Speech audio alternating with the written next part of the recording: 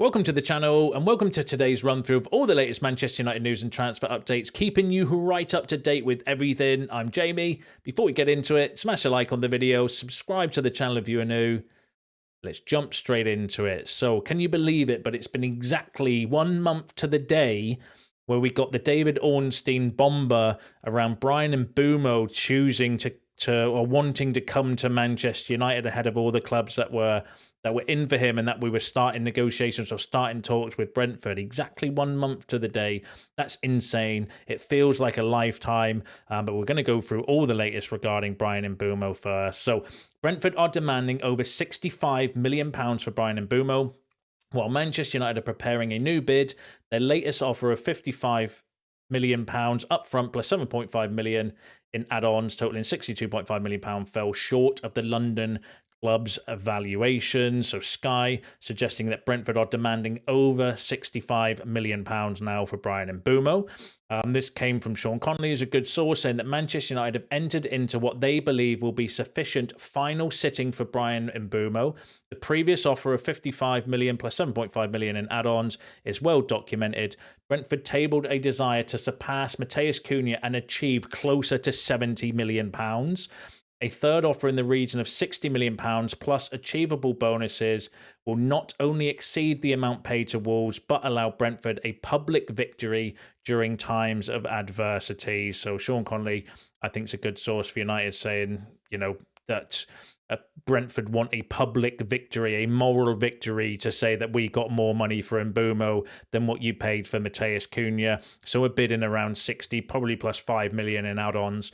Hopefully should get this deal over the line, but it is what it is. It's so frustrating because they probably were asking for that at the start, and we've managed to negotiate for 4 weeks to end up paying what they're probably asking for in the first place anyway. But it is what it is, and we are where we are regarding that. Now, the Muppeteers, though, said that United have maintained constant and direct dialogue with Brentford every day over the past few days.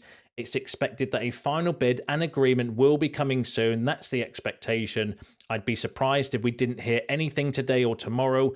Really surprised. If not, then I'd start to worry. So that was on his video that he did last night, saying that he expects a bid either last night or today. Well, at the time of recording this video, which is 1 o'clock, there has been no bid made for Bryan Mbeumo at the time of recording this video. Obviously, we're still early in the day. Anything can happen. Sometimes United's dealings actually later on in an evening as well. They have been recently. So still plenty of time. At the time of recording this video, no third bid made for Bryan Mbeumo, and going off the previous reports, Brentford are asking for more money now, which isn't surprising. Trying to drain a few extra £1 million out of United to save face, and just, a moral victory that we ended up paying more than Matheus Cunha.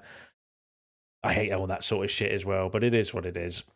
And Simon Jones said Manchester United are continuing to discuss a restructured bid for Bryan Mbeumo with optimism they can reach an agreement by the end of the week over a deal worth around £65 million. So it's now believed the price is going to be around £65 million, which I'm pretty sure was what was first reported that Brentford would accept for Bryan Mbeumo.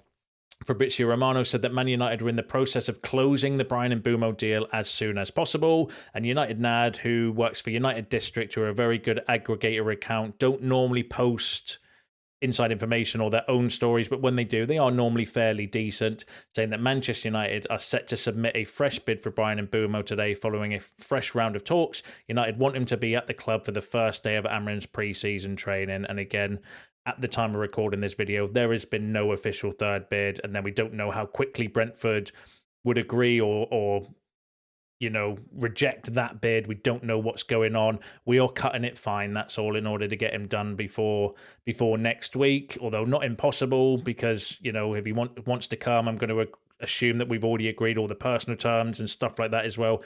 It would just be the case of doing the medical and signing the contract, doing all the official photos and interviews and all that jazz. But we are cutting it fine. So we'll have to wait and see how it plays out, because with Bryan Mbeumo, going off of all the stories that we had last week around deal done this week and medical this week, which is still possible. We're still in the week. It's only hump day today. So, there's still time to get that deal done. But I think we're just cutting it a little bit fine. But based on all of that nonsense that we had last week, I will reserve judgment until Ornstein or Romano, or till we hear something officially from a tier 1 journalist regarding Bryan Mbeumo, because there's been a lot of guesswork, I think, going on regarding it. But hopefully we can get it done. We're cutting it fine, but we'll have to wait and see how it plays out. But give us your shouts and thoughts on Bryan Mbeumo in the comments below. Now, hopefully, if, when, and maybe if we do get that deal done, we know we're going to be then looking for a striker. That's going to be hopefully the third position that we strengthen this summer. Let's go through all the latest there. So Arsenal are now advancing on a verbal agreement with Victor Yarez. The deal is advancing. Now, that came from L'Equipe. Now, obviously, the reason I brought you that is because it's believed Yarez wants to go to Arsenal, or his preference is Arsenal, and if Arsenal make a move, they're going to get him, and then that leaves us maybe going for somebody else, which we'll run through in a second. But according to L'Equipe, Arsenal are advancing on a verbal agreement with Victor Yarez, and the deal is advancing. Sasha Tavolieri said that Arsenal are in advanced talks with Sporting regarding Victor Yarez, and the club feel they are within touching distance of the finish line. Yarez has already agreed a 5-year contract. Sasha, though, I would say, take with a pinch of, is a hit-and-miss journalist as well. However, Fabrizio Romano has come out and said, no, I've not heard anything about any official talks or anything around negotiations between Yarez and Arsenal. So at this stage, going off of Romano, there's no real update. So I don't know. I think those stories can be dismissed because Romano said no, there's nothing advancing with Arsenal or anybody else regarding Yarez. What he did say on Man United, though, regarding Yarez is that Victor Yarez has not turned down Man United. The club departures are essential in such a case of any transfer attempt. So Romano saying, look, Yarez has not turned us down. He's not in advanced talks with Arsenal, but we need to maybe sell some players in order to get the funds to potentially go for Yarez. But we're just waiting for Arsenal. We are literally waiting for Arsenal to make a move for a striker, because if they go for Sesko, then maybe that opens the door for Yarez. But if they go for Yarez, they'll get him, and then we'll have to move to an alternative target. Now, the alternative target could now be Ollie Watkins. Brought you all the news regarding that yesterday. Sky is saying that Manchester United are exploring the conditions of a potential deal for Ollie Watkins. Sam C, who's a good source, said that Man United continued to discuss the possibility of Ollie Watkins joining the club. Watkins' future at Aston Villa remains unclear. And then caught offside is saying that Manchester United have made an approach to sign Aston Villa's Ollie Watkins. Ruben Amorim wants proven Premier League players and considers Watkins as a perfect opportunity. Watkins is open on a move to Old Trafford. So that's interesting, saying that Watkins would actually be open to a move to United. I'd be cool with going with Watkins. I think he's a good player. I personally worry about his age, but that's only because we've been told we're not wanting to sign players of a certain age. But on the flip side, if we're wanting to sign Premier League proven players, then Watkins is a great shout for me. I think, yes, he's 29, but he's proven goal scorer, works hard up front, gets assists as well, understands, the position up front as well. Fantastic player. I think he's a really good option to potentially bring in if we don't go for Yarez, because I still think I would still put Yarez as our top choice, but then I would put Watkins in second now, ahead of Ekitike, who's maybe the third choice now, because of his price, unless his price drops. But I would be cool with going for Watkins. It would have to be the right price, though, and the right contract. Like, we shouldn't be paying £60 million and 300 grand a week for a 29-year-old, because that's the sort of deals that John Murter and Ed Woodward and stuff would have done in the past. But I can't see that under Ineos. I think if it's a decent fee, like 40 to 50 million pounds, and a decent contract, I've got no issues with Ollie Watkins coming in personally. But let me know what you think, if you agree or disagree with that in the comments. Going off some of the comments yesterday, I would say a majority of the people that did comment would be in favour of going for Watkins, but give us your thoughts and feelings on that in the comments below. Now, one striker we're not going to be going for is Jonathan David. Just bringing this in because I know a lot of you from previous videos have been mentioning about Jonathan David. Looks like he's going to Juventus. So Juventus are close to reaching an agreement with Jonathan David after a new proposal sent to the striker. Negotiations underway with details to be clarified as Juventus hope to get the final green light soon. So deal on. So it looks like Juventus are going for Jonathan David, so he's no longer a viable option for us to bring in as an alternative striker as well. So so it looks like, as I mentioned, Yarez, I still think we're waiting to see what Arsenal do, and if Arsenal go for Sesko, then I think we'll make a move maybe for Yarez once we get our exits done, and we'll go for all the exit news in a second. And then if we don't, if Arsenal go for Yarez, then maybe we'll pivot and go for Ollie Watkins. I'm thinking, could there be a deal done with Garnacho? Because Aston Villa are linked with Garnacho. So could we not do some sort of deal with Villa where they buy Garnacho for like 60 and then we buy Watkins for 40? We still make £20 million profit and get a striker in. And then Aston Villa also get, Garnacho technically for £20 million. If we do that type of deal, could that not materialise? Who knows? It's an option anyway, but we'll have to see how it all plays out. But give us your shouts on the striker updates in the comments below. Now, one player that we have signed, we signed him in January. We got the deal done in January. It's Diego Leon. I don't know if you saw this interview as well, but he's been pictured online on the flight to Manchester yesterday. Probably already in Manchester. He's ready to go. Going to be starting pre-season next week with the rest of the group. Did an interview, and I love this kid already. So he said, everyone thinks I'll go out on loan, but I don't have that mindset. I'm going to kill it in pre-season, and within 1 or 2 games, I'll be already playing with them. So he's coming with the mindset of, fuck you, I'm not going out on loan. I'm going to play 2 or 3 games and I'm going to be training with the first teams. And I love that mentality. And I genuinely do think Diego Leon looks like an absolute tank as well. If you've seen him, he's an absolute unit for somebody of his age as well. Quick, strong, powerful, ticks a lot of the boxes as well.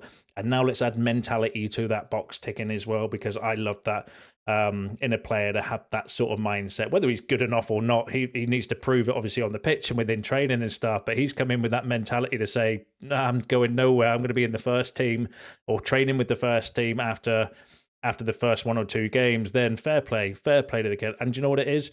I genuinely hope he does that as well, because that means we've got a good player on our hands there. So really excited to see, Diego Leon for pre-season, because the reports are that he's going to go on pre-season and then they're going to make their minds up and assess him based on that as well. But according to him, he's not coming here to take part. He's coming here to take over by all accounts, which is fair play. I love that sort of mentality.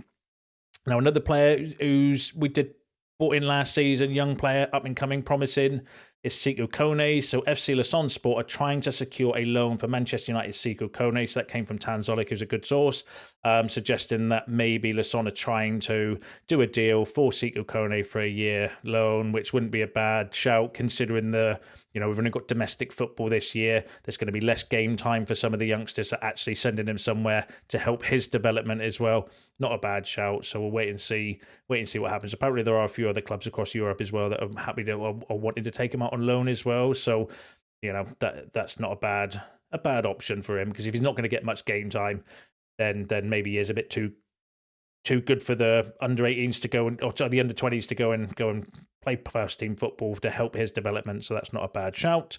And then Court of Side is saying that Manchester United are eyeing Richard Rios and are considering a move for him. United scouts have been sent to watch him in action in Club World Cup.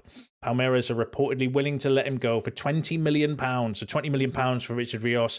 I would be all over that deal. I think he looks a good player, and one that I wouldn't be against us going for that sort of price. Remember the stories before with a belief that he had like an £85 million release clause.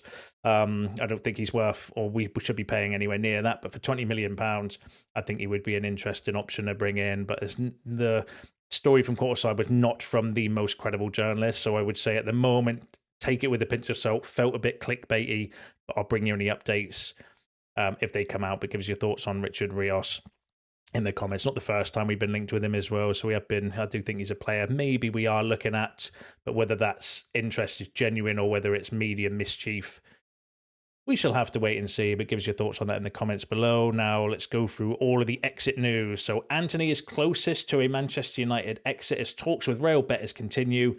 Any deal may involve United subsidising part of Antony's wages, potentially offset by a sell-on clause. Now, that came out from The Athletic, suggesting that Antony is closer to leaving, but Real Betis, he wants to go to Betis. Betis want to make a bid and an offer, but they can't afford him, and then they can't afford his wages. Why don't they just jog on then? I don't understand this. We want this player, but we can't afford his wages and we can't afford his transfer fee, and yet we're still entertaining it. Why have we not just told him to piss off and looked for another option for Antony? It makes no sense to me, unless there just are no other options, and this is all we can do is negotiate with Betis, but he did have a decent loan at the end of last season, so surely there would be other interest from other clubs. It just makes little sense to me while we're faffing around with all of this bullshit to facilitate a player to a club that they can't afford his wages and they can't afford his transfer fee. Like, it just seems really, really stupid. But, there's probably a reason for it, but we'll wait and see what happens there. And Sky Sports were saying that Real Betis are doing everything they can to push through a deal for Anthony. Como have also shown an interest, but his preference is a return to Betis. But, we'll have to wait and see how that plays out. There is reports that there is going to be some sort of deal done with Betis, but what that deal looks like, who knows? But it's just annoying. Like I said, they can't afford his wages, they can't afford his transfer fee. Well, fuck off then. Go and buy somebody else that you can afford, and you can't afford their wages. And why are we facilitating it as well? Like, it's just really annoying. It's like, pay up or pay his wages or jog on and we'll sell him to somebody else. And that's, but there's probably a reason for it. Whether there is that much interest in Anthony, who knows? But yeah, it's really annoying me that. And surprisingly, this story was interesting. So, this came from Benny McCarthy saying that Gakpo was the one that we wanted the most and missed out on. I was told the scouting department had watched him numerous times and they said the stats weren't right. The naked eye gives you so much more. The system won and he joined Liverpool and won the league. So remember, the time was we were linked, we wanted and were linked heavily with Cody Gakpo, didn't go for him, decided to pay 100 million euros or whatever it was for Anthony instead. And according to Benny McCarthy, they were saying that the Gakpo was the one that they wanted, but they were told by the scouting department that had watched him numerous times and that the stats weren't right. So was this one where they were looking at him, watching him with their eyes, saying he looks a good player, but then the data wasn't quite right, so they didn't go for him. We overpaid then for Anthony, and then Gakpo went to Liverpool, and the rest is history. What a shambles! What an absolute shambles! But that doesn't surprise me at all. That's Manchester United transfer dealings for you as well, but especially under the previous regime, where I don't think anyone knew their ass from their elbow. But it is what it is. Disappointing and annoying. But we are where we are. But give us your shouts on that in the comments below. Now, there's been some updates regarding Jadon Sancho and his move to Juventus. So, Fenerbahce never had any concrete contact to sign Jadon Sancho, as they believe it's impossible to proceed with this deal. Juve have already spoken to the players' camp as part of the conversation about his future during contacts at the early stages for Jadon Sancho. Juventus have also opened doors for some players potentially involved in a swap deal with Manchester United. Douglas Luiz was already discussed as a potential name for Anthony swap deal. Dusan Vlahovic and Tim Weah are also available on the market this summer and are considered for sale by Juventus. Manchester United have been informed about that, but they didn't proceed with any advanced contact at this stage. So that came from Fabrizio Romano, suggesting that while we've been in talks with Juventus, one for Anthony, where there was a swap deal reported about Douglas Luiz. I brought you that news before. But then also while we're in contact with Sancho, there's been report maybe, conversations around either Dusan Vlahovic or Tim Weah as part of some sort of swap deal to maybe help us pay some of Sancho's wages off so that he can accept a move to Juventus. Like for me, I would swap Sancho with Douglas Luiz. I'm not entirely convinced by the other ones, but I would do a deal for Luiz and Sancho in a heartbeat, as long as it was in our favour to do, and it's financially viable for us as well. But according to Romano, there was we didn't proceed and with any advanced contact at that stage as well. Now, new contact expected in the coming hours between Juventus and Manchester United for Jadon Sancho. Juve have shown that they would be willing to put on the table one of the players in a swap deal who are not currently central to the project, along those of Vlahovic, Douglas Luiz, and Weah. That came from another Italian outlet who I think were just mimicking. It's come out in the Mirror. Loads of other places are reporting the story, but it actually came from Fabrizio Romano about a possible swap deal involving Sancho. Like I said, I would swap Sancho with Douglas Luiz. I'm not entirely convinced by the other ones, but I'm sure you'll give me your thoughts on that in the comments below. Now, the Muppeteers said that Manchester United don't want to take players for Jadon Sancho from Juventus. They prefer money, but they are not shutting the door entirely for that kind of deal. So at the moment, we want the cash for Jadon Sancho, but if that wasn't possible, or if we had to take a player off of Juventus's hand in order to get Jadon Sancho gone, then maybe they would look at it further down the line. But hopefully we can just negotiate a straight transfer, straight sale. You buy him and take his wages off our books, and we can all move on with our lives then. But we'll wait and see how that one plays out. And then Eurosport is saying that Jadon Sancho is now open to lowering his wage demands to secure a move to Juventus. So I hope that's true, and I hope we can get some sort of movement on this deal in the coming days, because I'm already sick of talking about Jadon Sancho. It's just drama we could do without, and the sooner he moves on, the better for everybody involved, for himself, for us, for you watching, for me talking about it as well. I'm just absolutely sick of talking regarding Jadon Sancho, but it does look like, you know, we are in negotiations or in conversations at the moment with Juventus. Juventus are in conversations with Jadon Sancho. Hopefully there can be a deal done here, but I'll bring you any updates when they come out. Now, final player is Rashford. So Rashford linked with Bayern, but Man United are yet to receive any formal offers for the forward. So Sky Sports is saying that Rashford has been linked with Bayern, but they haven't received any formal offers, or we haven't received any formal offers for Rashford. Alex Crook was saying that Marcus Rashford is another potential option for Bayern Munich after Liverpool rejected their offer for Luis Diaz. So for those who don't know, Bayern Munich have made an offer for Luis Diaz, which has been flat rejected by Liverpool. So if they are reportedly waiting to see what happens with Nico Williams' move to Barcelona, because I think Barcelona are going to struggle financially to register him, as they always do. Insane, but, you know, it is what it is. That's their problem to deal with, and that Marcus Rashford might be an option for Bayern Munich. I think this would be a good move for Marcus, you know, Bayern Munich. They can pay good money. They're in the Champions League. He's going to win titles there. I don't see why, you know, he wouldn't want this move if it was a viable option for him. Rob Dawson, though, was saying, though, Bayern Munich have asked about the financial conditions of a deal for Marcus Rashford, but he hasn't shown willingness to reduce his wages at the moment. So that's one of the sticking points, you know, same as with Sancho. Unless Rashford reduces his wage demands and, you know, accepts where he is at the moment, in terms of, like, there's not exactly, you know, loads of clubs knocking down the door to go for him or pay him the money that he is on at United. There's a reason for that. There's not that many teams knocking down the door wanting to pay the £40 million asking price for him as well, which all seems to be loans. And it is what it is, and we are where we are. So we just need to wait and see how that plays out. He's still waiting for Barcelona by all reports, and, you know, we'll just have to wait and see. But hopefully we can get some movement soon on exits, because that's going to be key to us then going for a striker. Hopefully, if, when, and maybe we get the Bryan Mbeumo deal over the line. I'm just going to check my notifications actually before I wrap up, just to make sure that there has been no breaking news at the time of recording, which has been happening a lot recently. Nope, no further updates for you at the time of recording this video. So that's you all up to date with the latest news and transfer updates. Smash a like on the video on your way out. Subscribe to the channel if you are new. See you in the next one.